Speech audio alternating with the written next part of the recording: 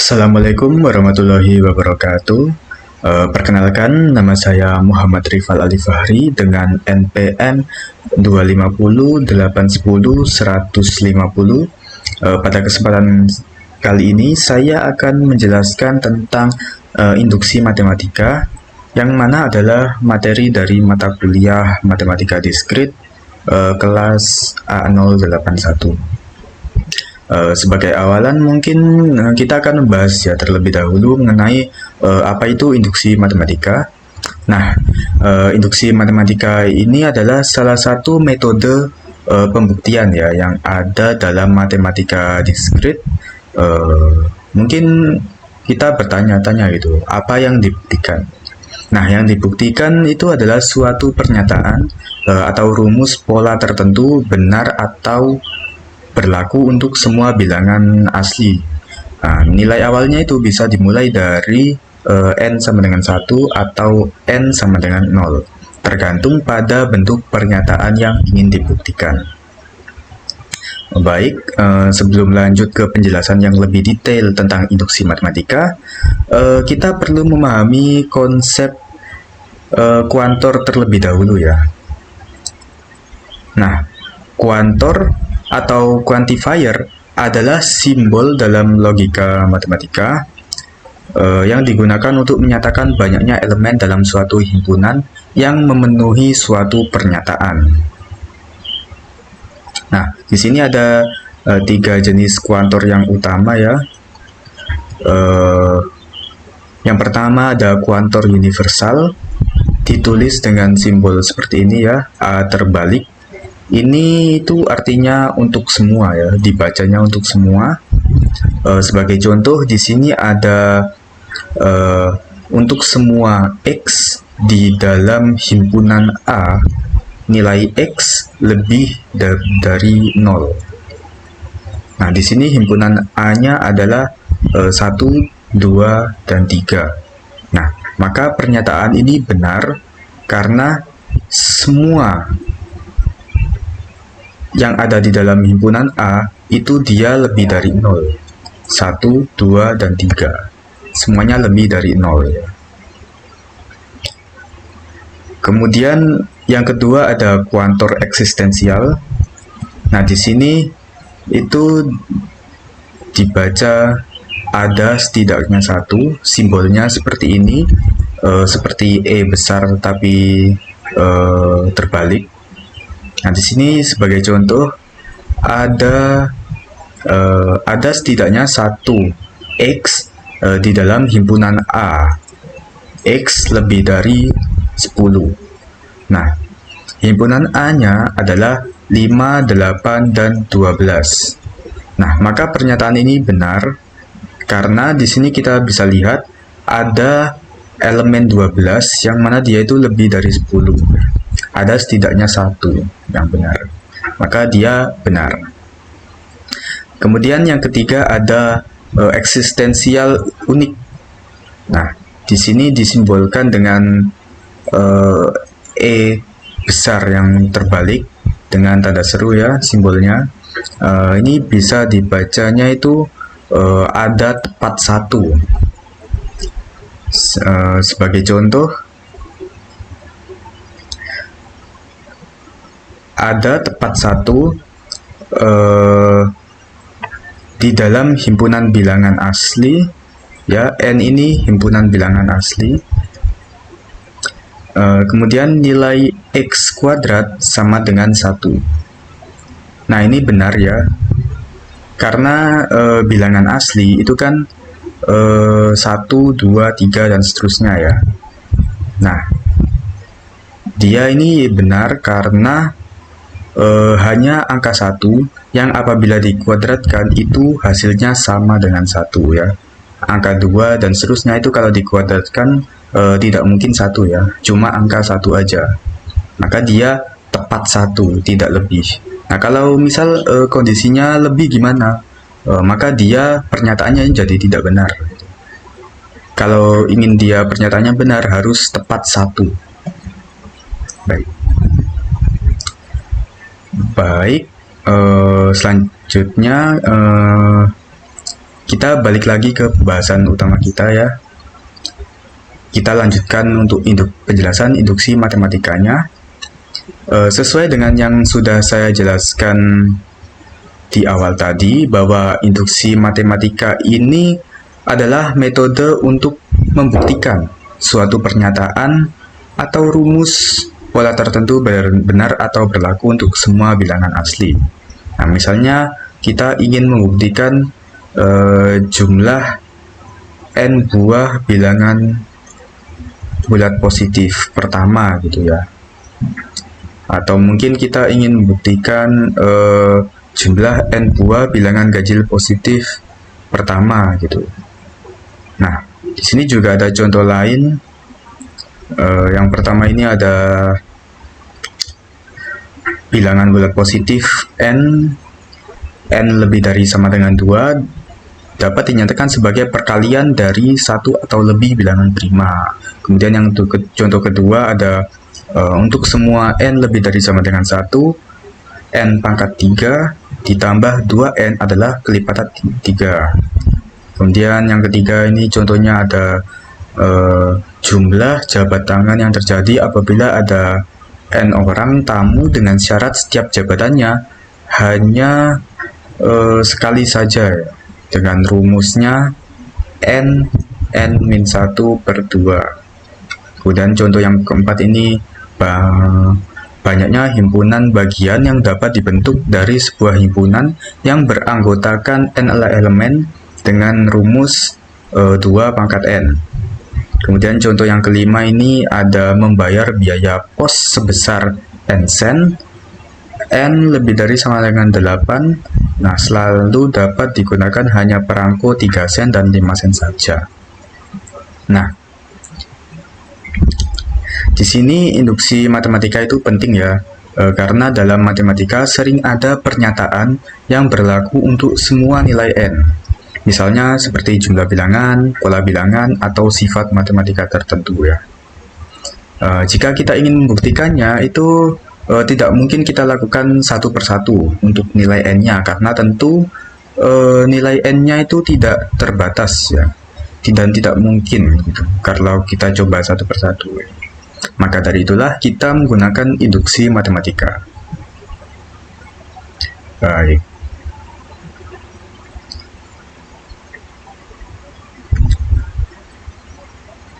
Di sini ada contoh lagi. Buktikan bahwa jumlah n buah bilangan ganjil positif pertama adalah n kuadrat. Nah, di sini ada contoh ketika kita mencoba untuk membuktikannya satu persatu. Nah, karena satu-satu ya, jadi kita memasukkan angkanya itu dari awal gitu, mulai dari n sama dengan 1, n sama dengan 2, n sama dengan 3, n sama dengan 4, dan seterusnya ya. Mungkin di sini benar-benar semua, tapi kita mencobanya satu persatu gitu. Nah, ini masih ada dan seterusnya ya, karena n ini tidak terbatas. Jadi kalau pakai cara seperti ini maka akan timbul beberapa pertanyaan gitu. Berapa banyak nilai n yang harus dicoba untuk pembuktian?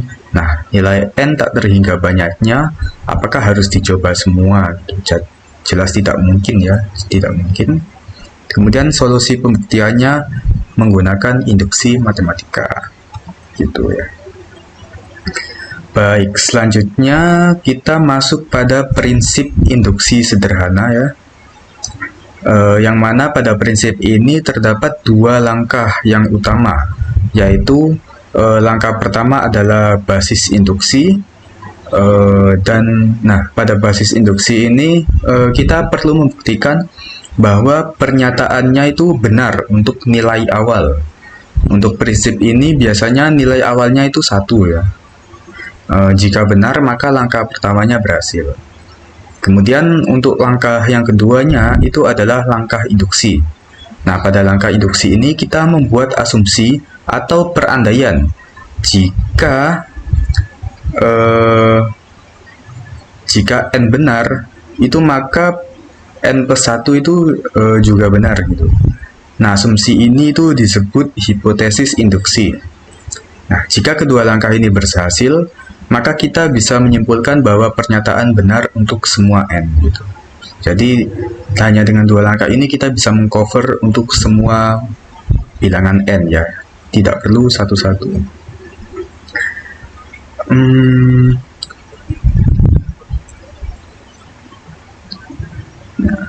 Nah, kalau kita coba perhatikan lagi, induksi matematika ini punya cara kerja yang mirip dengan efek domino ya. Yang mana kalau kita punya susunan banyak domino, maka jika kita menjatuhkan domino pertama, begitu domino yang kedua, yang ketiga, dan seterusnya juga akan ikut terjatuh ya. Sama halnya dengan induksi matematika, kalau kita berhasil membuktikan dengan benar langkah pertamanya, yaitu basis induksi, kemudian jika langkah keduanya yaitu langkah induksi juga terbukti benar, maka untuk semua bilangan lainnya yang berikutnya juga otomatis terbukti benar gitu ya. Oke, di sini ada contoh pembuktian yang pertama.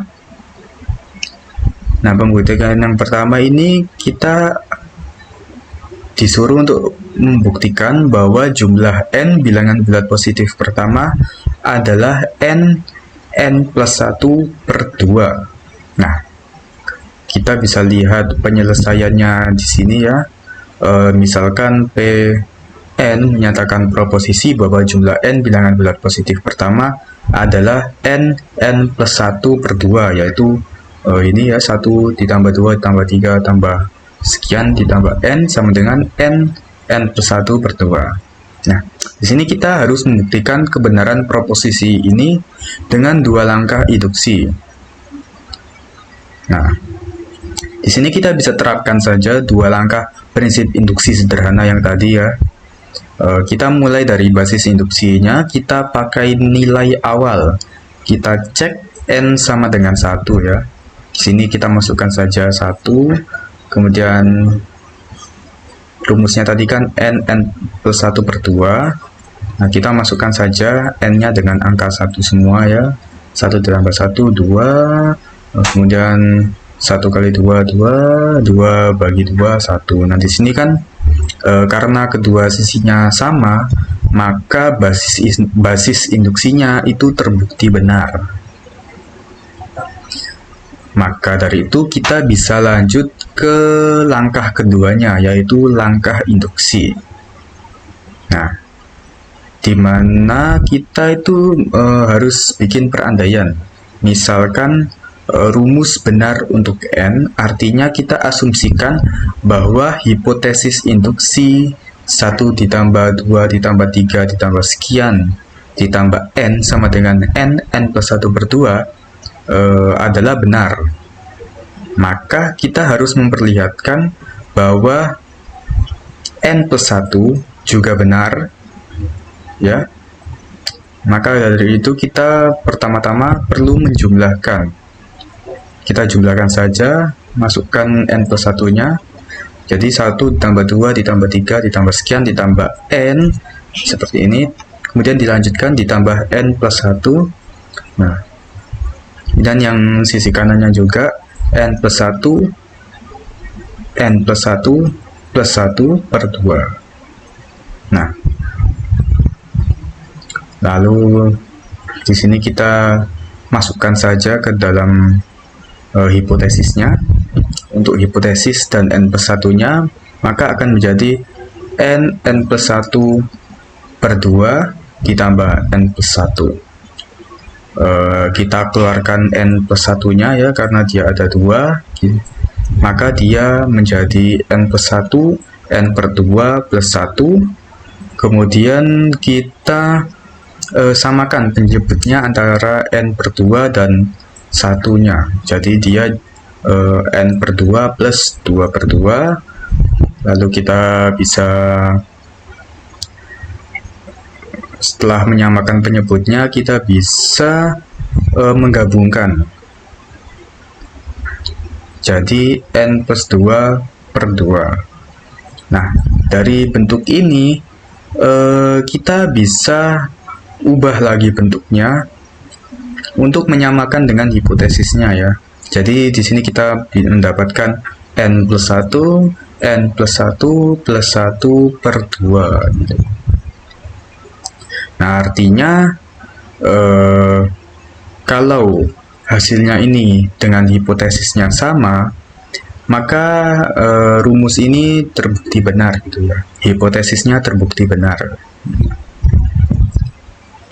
Nah, karena langkah 1 basis induksi yang tadi dengan langkah 2 langkah induksi telah dibuktikan benar, maka terbukti bahwa untuk semua bilangan n, untuk semua bilangan bulat positif n, 1 ditambah 2 ditambah 3 ditambah sekian tambah n sama dengan n plus 1 per 2 itu benar gitu ya. Kemudian selanjutnya ada contoh yang kedua, gunakan induksi matematik untuk membuktikan bahwa jumlah n buah bilangan ganjil positif pertama adalah n pangkat 2. Sama seperti tadi, kita mulai dari basis induksinya dulu. Kita pakai nilai awal n sama dengan 1, kita cek 1 sama dengan 1 pangkat 2. Nah, 1 pangkat 2 hasilnya 1 ya. Jadi, sisi kiri dan sisi kanan sama-sama 1, maka basis induksinya terbukti benar. Kemudian, kita lanjut ke langkah induksi. Di sini kita mengandaikan n benar. Maka kita asumsikan bahwa hipotesis induksi 1 ditambah 3 ditambah 5 ditambah sekian ditambah 2n min 1 sama dengan n kuadrat adalah benar. Maka kita perlu memperlihatkan bahwa n plus 1 juga benar dengan catatan bahwa bilangan ganjil positif ke n adalah 2n min 1.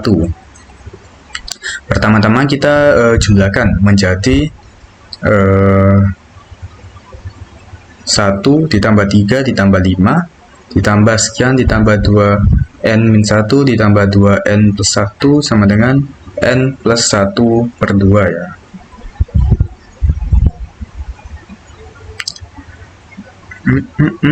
Nah, setelah itu kita masukkan saja hipotesis dan n plus 1-nya, yaitu menjadi n kuadrat ditambah 2n plus 1.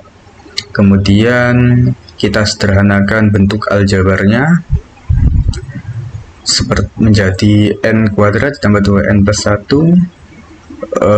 Kemudian kita lakukan faktorisasi sehingga menjadi n plus 1 kuadrat. Nah, di sini antara hipotesis dengan hasil perhitungannya benar-benar sama ya. Maka artinya langkah induksi yang ini itu benar juga. Nah, karena basis induksi dan langkah induksinya benar, maka kita bisa mengatakan kalau jumlah n buah bilangan ganjil positif pertama adalah n kuadrat adalah benar ya. Benar gitu. Kemudian selain prinsip induksi sederhana, di sini itu ada prinsip induksi yang dirampatkan. Nah, kalau prinsip induksi sederhana kan yang tadi itu hanya bisa dipakai untuk n lebih dari sama dengan 1. Nah, sedangkan kadang kasus induksi itu tidak dimulai dari 1, tetapi misal dimulai dari n lebih dari sama dengan 0, n lebih dari sama dengan 3, atau n lebih dari sama dengan 5 ya. Maka untuk sembarang n lebih dari sama dengan n0, kita menggunakan prinsip induksi yang dirampatkan, atau bisa juga disebut dengan generalized induction principle. Untuk langkah-langkahnya sendiri itu tetap sama ya.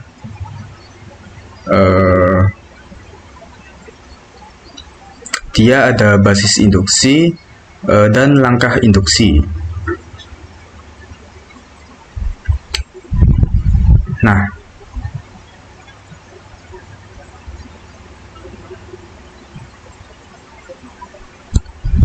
yang membedakan adalah nilai awalnya. Kalau basis induksi yang prinsip induksi sederhana yang tadi itu nilai awalnya 1, yang prinsip induksi yang dirampatkan ini nilai awalnya itu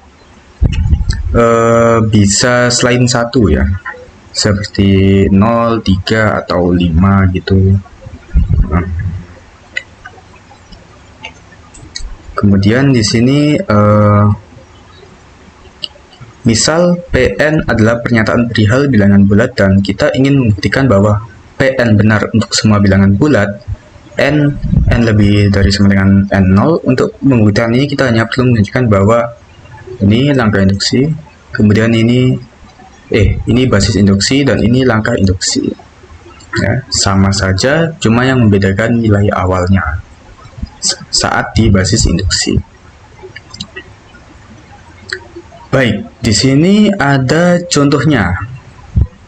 Untuk semua bilangan bulat tidak negatif n, buktikan dengan induksi matematik bahwa 2 pangkat 0 ditambah 2 pangkat 1 ditambah 2 pangkat 2 ditambah sekian ditambah 2 pangkat n sama dengan 2n plus 1 min 1. 2 pangkat n plus 1 min 1 ya. Nah, di sini kita mulai dari basis induksinya, kita pakai nilai awal. Kita cek untuk n sama dengan 0, maka dia 2 pangkat 0 ya, dia jadi 1. Nah, 2 pangkat 0 ditambah 1 dikurangi 1, dia kemudian jadi 0 ditambah 1 jadi 1 ya. 2 pangkat 1 tetap 2. Nah, 2 kurangi 1, maka dia 1. Nah, dua sisinya sama, maka basis induksinya benar. Kemudian kita lanjut ke langkah induksinya. Kita berandai-andai lagi ya.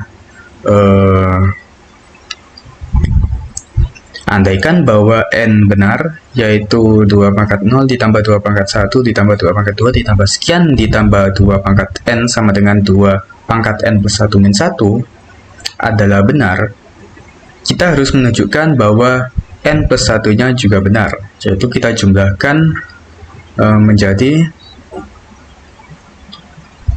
2 pangkat 0 ditambah 2 pangkat 1 ditambah 2 pangkat 2 ditambah sekian ditambah 2 pangkat n ditambah 2 pangkat n plus 1 sama dengan 2 pangkat n plus 1 plus 1 min 1. Nah, lalu kita masukkan saja untuk hipotesis dan n plus 1-nya, yaitu dia menjadi 2 pangkat n plus 1 min 1 ditambah 2 pangkat n plus 1. Kemudian kita kelompokkan saja 2 pangkat n plus 1-nya menjadi 2 pangkat n plus 1 ditambah 2 pangkat n plus 1 min 1. Kemudian kita sederhanakan penjumlahan ini ya. Dia berubah menjadi perkalian, jadi 2 kali 2 pangkat n plus 1 min 1. Kemudian sesuai dengan aturan eksponen, angka 2 ini itu dia sama saja dengan 2 pangkat 1 ya. Maka kita bisa hilangkan saja angka 2-nya, sehingga dia menjadi 2 pangkat n plus 2 min 1. Nah, kemudian kita ubah saja bentuk ini, 2 pangkat n plus 2 min 1 menjadi 2 pangkat n plus 1 plus 1 min 1. untuk menyamakan dengan hipotesis induksinya. Nah, karena dia hasilnya ini sama seperti hipotesisnya, maka terbukti rumus ini tuh benar untuk N+1 ya, untuk langkah induksinya benar. Nah, karena yang langkah 1 dan langkah 2 tadi telah dibuktikan benar, maka untuk semua bilangan bulat tidak negatif N terbukti bahwa 2 pangkat 0 ditambah 2 pangkat 1 ditambah 2 pangkat 2 ditambah sekian ditambah 2 pangkat N sama dengan 2 pangkat N plus 1 min 1 itu benar. Baik, di sini kita bisa lewati saja untuk contoh. Di sini ada berbagai macam ya contohnya.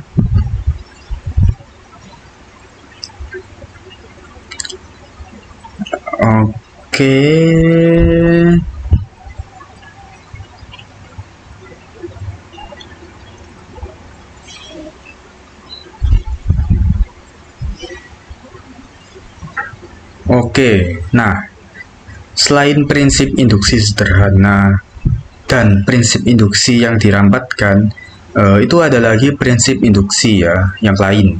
Nah, itu namanya prinsip induksi kuat. Nah, prinsip induksi kuat atau bisa kita sebut strongly induction principle ini kadang-kadang diperlukan apabila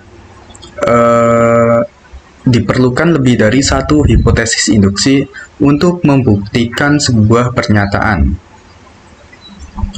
Untuk langkah-langkahnya yaitu kita perlu membuktikan nilai awalnya N0, kemudian membuktikan jika benar untuk N0, N plus 1, N atau lainnya, maka benar untuk N plus 1. Nah, jadi untuk langkahnya sama ya, seperti sebelumnya, bedanya sedikit. Dia ada basis induksi dan langkah induksi. Perbedaannya untuk basis induksi, dia itu pakai nilai awal N0 ya. Kemudian kalau langkah induksinya, dia tidak hanya membuktikan N plus 1, tapi dia juga membuktikan yang lain gitu. Dia bisa membuktikan perlu hipotesis lebih dari satu ya. Misal di sini ada N0, N plus 1, kemudian N gitu ya. Untuk membuktikan bahwa N plus 1 ini benar untuk semua N lebih dari sama dengan N. Oke.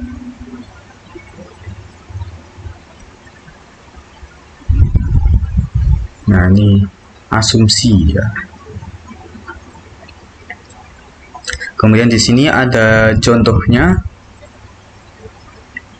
Bilangan bulat positif disebut bilangan prima jika dan hanya jika bilangan bulat tersebut hanya habis dibagi dengan 1 dan dirinya sendiri. Nah, kita ingin membuktikan bahwa setiap bilangan bulat N lebih dari sama dengan 2 dapat dinyatakan sebagai perkalian dari 1 atau lebih bilangan prima. Nah, buktikan dengan prinsip induksi kuat. Untuk penyelesaiannya sendiri, kita mulai dari basis induksi ya. Seperti biasa, jika N sama dengan 2, maka 2 sendiri adalah bilangan prima dan di sini 2 dapat dinyatakan sebagai perkalian dari satu buah bilangan prima, yaitu dirinya sendiri. Kemudian kita masuk langkah induksi. Misal pernyataan bahwa bilangan 2, 3, N dan N dapat dinyatakan sebagai perkalian 1 atau lebih bilangan prima adalah benar. Hipotesis induksi. Kita perlu menunjukkan bahwa N plus 1 juga dapat dinyatakan sebagai perkalian bilangan prima. Nah, ada dua kemungkinan nilai N plus 1. Nah, ada lebih dari satu kemungkinannya ya, karena dia induksi kuat. Nah, jika N plus 1 sendiri bilangan prima, maka jelas ia dapat dinyatakan sebagai perkalian 1 atau lebih bilangan prima. Nah, jika N plus 1 bukan bilangan prima, maka terdapat bilangan bulat positif A yang membagi habis n plus 1 tanpa sisa. Dengan kata lain, n plus 1 per A sama dengan B, atau n plus 1 sama dengan AB. Nah, yang dalam hal ini 2 kurang dari sama dengan A kurang dari sama dengan B kurang dari sama dengan N. Nah, menurut hipotesis induksi, A dan B dapat dinyatakan sebagai perkalian satu atau lebih bilangan prima. Ini berarti N plus 1 jelas dapat dinyatakan sebagai perkalian bilangan prima karena N plus 1 sama dengan AB. Nah, dari contoh yang tadi itu kita bisa membuat hipotesis lebih dari satu. Nah, yaitu kita bisa asumsikan 2 dapat dinyatakan sebagai perkalian bilangan prima. Kita asumsikan juga 3 dapat dinyatakan sebagai perkalian bilangan prima. Kemudian kita bisa lanjutkan asumsian kita sampai asumsikan N dapat dinyatakan sebagai perkalian bilangan prima. Nah, karena 2 kurang dari sama dengan A kurang dari sama dengan B kurang dari sama dengan N, maka menurut hipotesis induksi di atas, A dan B juga dapat dinyatakan sebagai perkalian bilangan-bilangan prima. Nah, semakin banyak hipotesisnya, itu semakin kuat pembuktian kita, ya.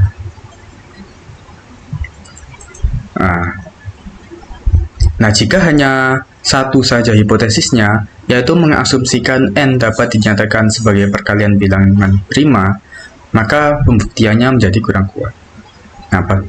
Nah, jika kita menggunakan prinsip induksi kuat, maka kita perlu memperbanyak hipotesisnya, ya, supaya pembuktian kita itu meyakinkan. Jadi kalau semakin banyak, semakin meyakinkan untuk pembuktian kita. Kalau semakin sedikit, maka pembuktiannya jadi kurang kuat, ya. Baik. Baik, mungkin itu saja yang bisa saya sampaikan pada kesempatan kali ini. Saya mohon maaf apabila terdapat kata maupun perbuatan yang kurang berkenan. Terima kasih. Wassalamualaikum warahmatullahi wabarakatuh.